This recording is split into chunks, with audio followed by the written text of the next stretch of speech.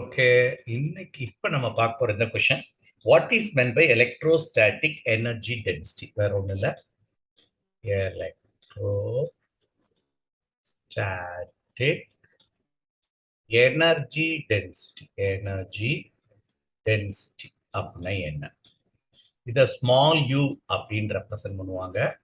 So electrostatic energy density is defined as total energy per unit volume. மறுபடியும் சொல்றேன், total energy per unit volume தான் electrostatic energy density. Again, அப்ப total energy per unit volume. இந்த electrostatic energy density எங்க வரும்னா கெப்பாசிட்டர்ல வரும்.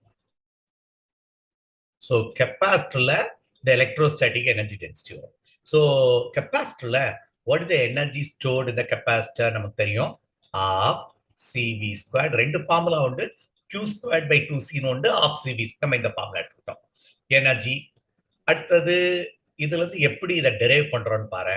Of into சின்றது capacitance epsilon naught A by டின்னு ஒரு ஃபார்முலா இருக்கா? அப்ப சி இருக்க இடத்துல என்ன போட்ட?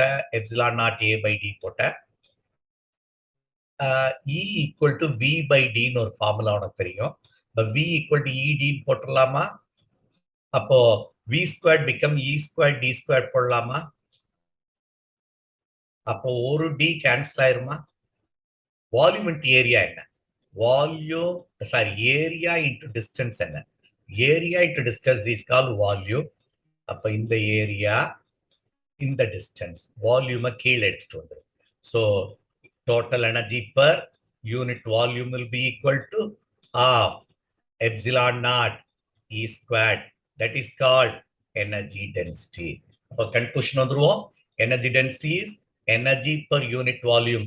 யூனிட் என்ன சார்? எனர்ஜிக்கு ஜூல்ஸ், வால்யூம்க்கு metre to the power of -3 metre cube மேல வந்துச்சு. அப்ப எலக்ட்ரோஸ்டாட்டிக் எனர்ஜி டென்சிட்டின்றது வேற ஒண்ணும் இல்ல. This term is utilised in capacitor. Energy per unit volume of the capacitor தான் எனர்ஜி டென்சிட்டி.